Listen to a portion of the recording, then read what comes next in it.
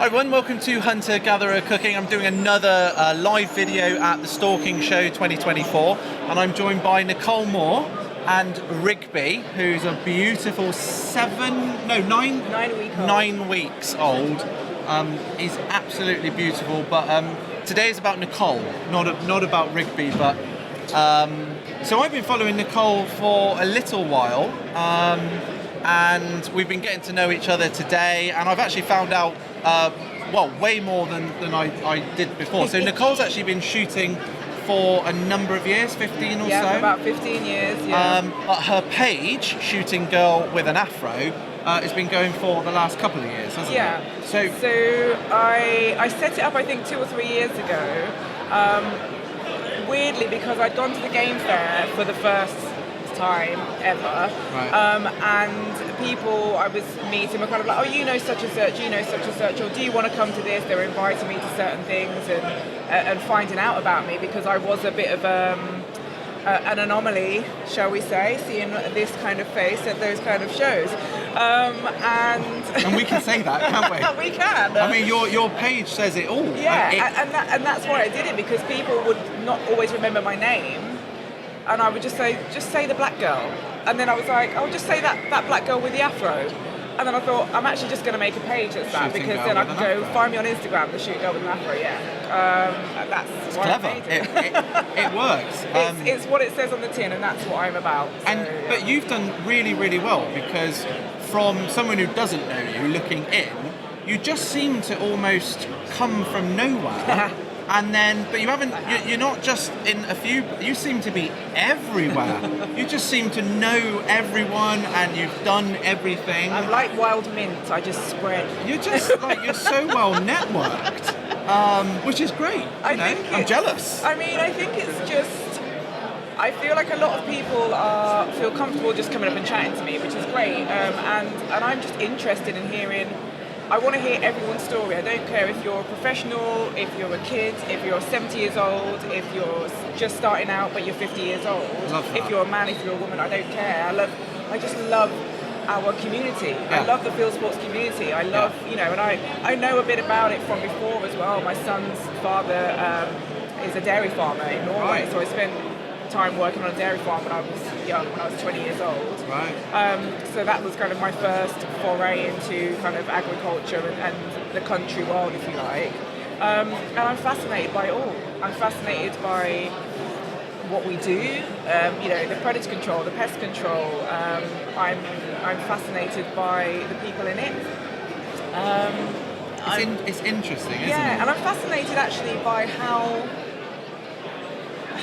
far we've come, almost in a bad way, as a species, away from that world and how it used to be as our ancestors. It wasn't a community. It was just our life.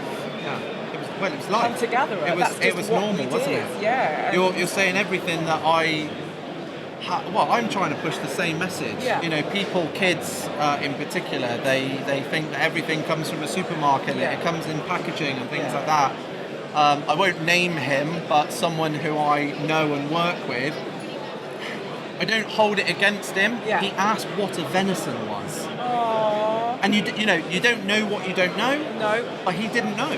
And this is the thing, though. I love the fact that he felt comfortable enough to ask you that, and this is one of the things. This is why. I mean, we destroyed him at that point.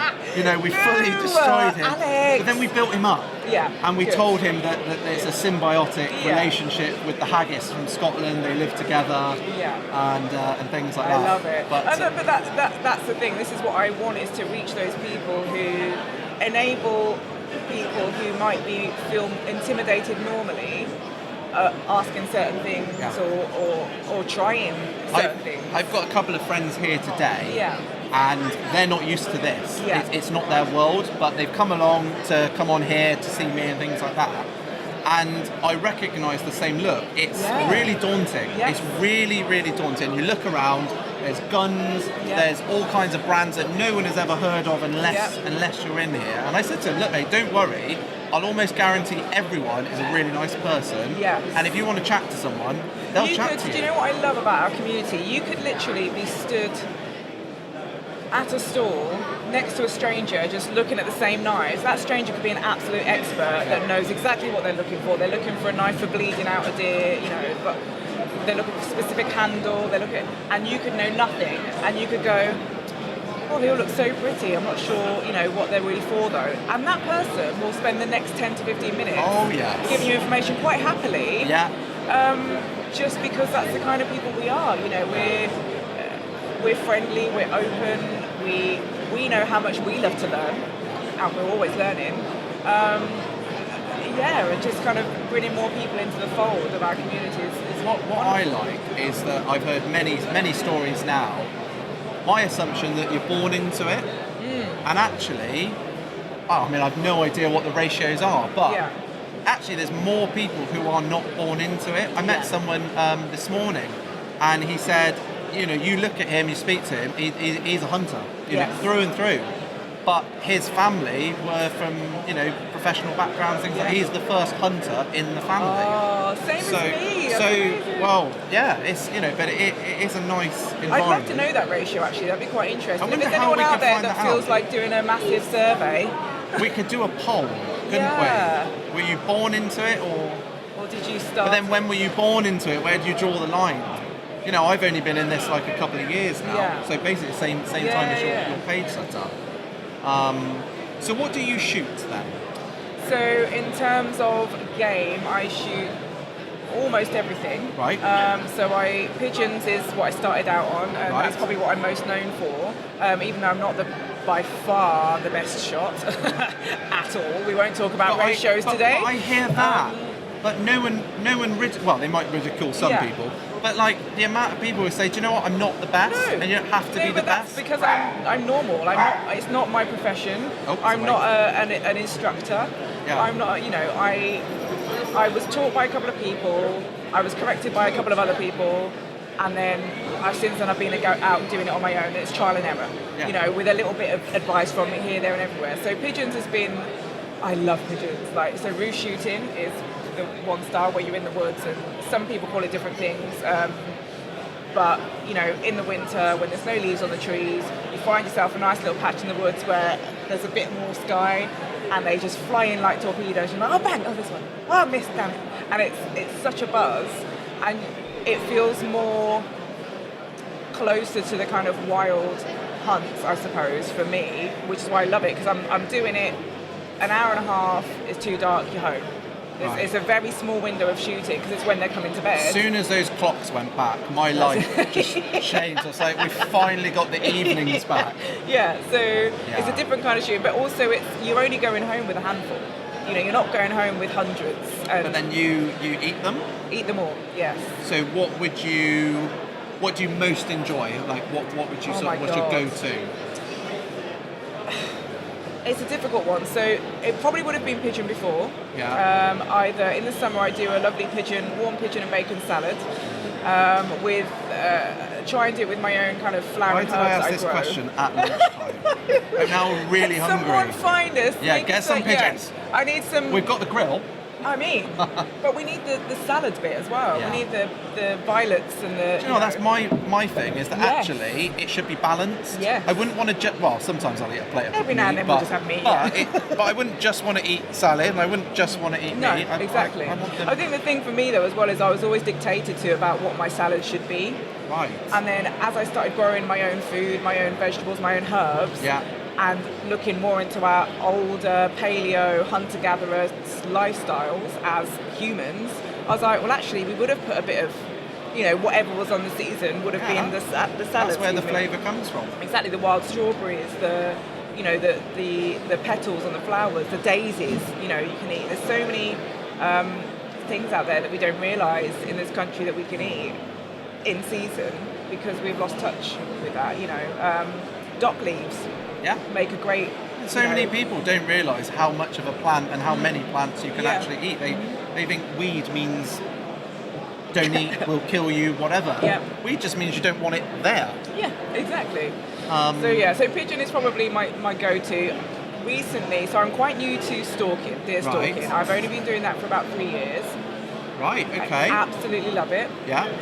And that has probably taken over as first place of my meat of choice now, because it's so versatile. There's so many different cuts you get from it. There's so many different ways you can cook it, as you know.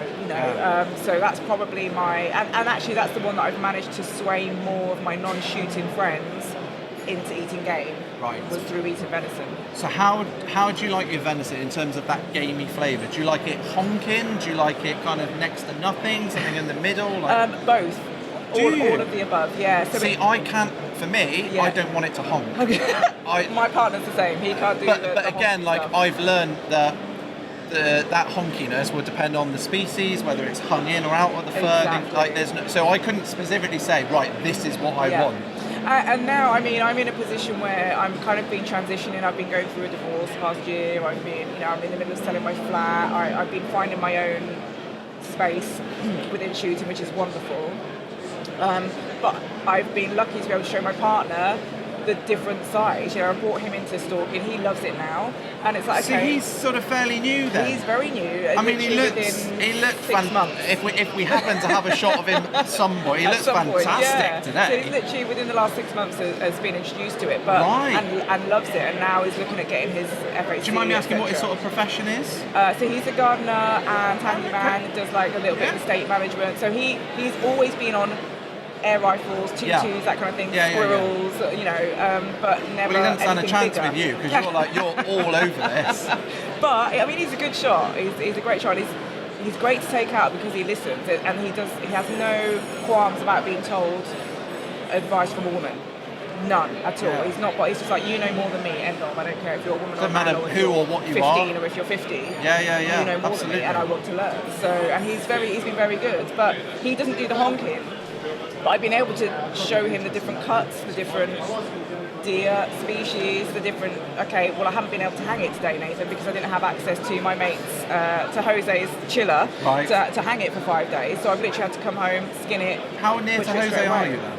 About an hour's drive. Oh, not too far. Not far. Yeah, not too far. But some days I just go, do you know what? By the time I get back, it's late. I can either leave it in the car overnight if it's cold, or I just have to skin it and butcher it there and then, and it's not had a chance to hang. Which Jose will hang me for saying that. Well, he is on later. Yeah, don't tell him that I said that. I forget what time. I think it's closer to 3:30, something like that. But then you can taste the difference in the meat. There's so many different ways and different situations I've been in, and I quite like it. I like the fact that I have to. Again, it makes me feel closer to my hunter-gatherer roots of you deal with the situation, whatever situation you find yourself in. And there's not necessarily right and wrong, is there? There's just different, and if you were in a situation where you're like, actually, I can't extract this deer without chopping it up first, you're not going to get a chance to hang it because you can't even get it out of the across best the thing river. I saw recently was a deer, and they got a massive drone, a really powerful one, and they strung it up to a drone. Yes, I saw that. And then they airlifted it off. I don't know where it was, awesome. but yeah, very jealous of that shot. I was like, yes. We can do that. How much for that drone? Okay. So I met Nicole at the Eat Game Awards in London, which was a brilliant night. It was wonderful. Was it your first time going? It's my first time going to Eat. First time, absolutely first time. First time on anything like that. Not been on the Thames on a boat or anything like that. It was a really great night, wasn't it? Lovely. I thoroughly enjoyed it. It was much better than I expected it to be in certain ways. I don't normally do like fancy do's, but when I do them, I'm like, go big or go home. Where's the free champagne? Well, there was enough table wine, wasn't there? Yes, there was. The bar was quite spenny, but I didn't spend anything at the bar, so I wouldn't know. Fair enough. I was only on the free wine. I'm a amazing. working class girl, I met loads of like cool people and stuff, and you connect with people that you chat to online, and then exactly. See, I'm terrible. Like until I've met you almost. It's not that you don't exist, but I wouldn't necessarily. This entity that's over there. I mean, someone came up earlier and they came over, and I was like, who? And then you're like, right. But now, you don't. And it was great, like you say. There were, we made a connection there, and I'm cheering you on. Well, you girls were amazing, absolutely amazing on that table. I think I heard you before it had registered that they'd said me, because I just heard this. Because I was like this, and someone said, right, who are we cheering for in this one? I was like, Alex. just sat there waiting to hear your name. I was so happy. Like, 'cause I had no idea that was happening. Yeah. Well, the thing is for me, like, I'm new to following you as well. So, but as soon as I saw what you did, and I think Jose might have mentioned you in the past and I'd forgotten. As soon as I saw it, I was like, this guy. I enjoy it. It's a bit like what you said. Yeah. I enjoy everything about this, and I'm inquisitive, and I enjoy learning. Yeah. And I'll probably get some stuff wrong, and I've had people say to me, like, when I put stuff up, they'll say, oh, you might get some hate off of that. I don't want to welcome that, but like, I don't mind. It opens up a chance to have a conversation. It's just an and opinion. to educate people. Yeah. The thing I love though as well about what you do is the cooking side. So it's fun. And it's important because, like you said about, especially for the younger generations who are not in our community, who don't understand fully where food comes from. You know, I've had a lot of people who've been surprised over the years. They find out I shoot and they're like, okay, surprised by that, but fine, yeah, great. What do you shoot? Okay, so what do you do with it? And to me, that's like a nonsensical. It's almost like an alien food, isn't it? Yeah. People are like, what do you do with this magical meat? Eat it. Grill it, cook it, roast it, flavour it, season it. It's amazing. It's like free food, basically. Yeah. And then they're like, what? So like beef? Yeah. So it's like, but this is why I love that you are hunter-gatherer cook. The cook bit on the end is cook. And cut. But you know, mine started. I'm not a chef or anything like that. I just enjoy it, and sometimes it goes wrong. Sometimes it goes really wrong. But that's how you learn. It's the same with anything. Yeah. So. But we should probably finish with you. You're doing so well that you're kind of a ting, aren't you? On field sports. Well, that kind of happened by accident. As do most things. So I think, my social media was quite small at the time. I was interested in what Field Sports TV were doing in terms of putting women in front of the screen. Right. This is going to sound really bad. It's not that I'm the world's biggest advocate of women in shooting. I'm actually not. Right. Like, I think it's important, but it's not the reason why I shoot or why I do what I do. It's not just for women. It's for human beings as a whole. And for the field sports community as a whole. But I did like that they were doing that, and especially as they came across as this kind of like old boys club, I didn't think that they would do that. So I went up and talked to Charlie at the British Shooting Show last year and was like, right, do you want to have your first token black? I said that, yeah. Okay. And he was like, yeah, why not? He's like, can I say that you were my black mate? And I was like, yeah. He's like, okay. It was literally banter from the first second, and I loved it. And he was like, yeah, we'll do something with you, why not? And actually, obviously, he realised works really well. The feedback, and the viewings, and the, oh my goodness, like, can we see more of that, please? And so it's built into something where now I'm going to be, more of a feature. I'm going to be presenting with them. So over the next few months, you'll see more structured shows rather than just follow me out into a field and go, oh, she's going to shoot some pigeons now. Oh, she's missed a few. It's going to be more structured. Because you can use everything that you've done and shape it into something that's still you, but just in a different way. It's me, and it's also the essence of me will never change. I will never become a professional shooter. I will always have a ratio of 5-1 at the beginning of the day, dropping down to 3-1 by the end of the day, and not much better really ever, and that's fine. But I will always be excited and passionate.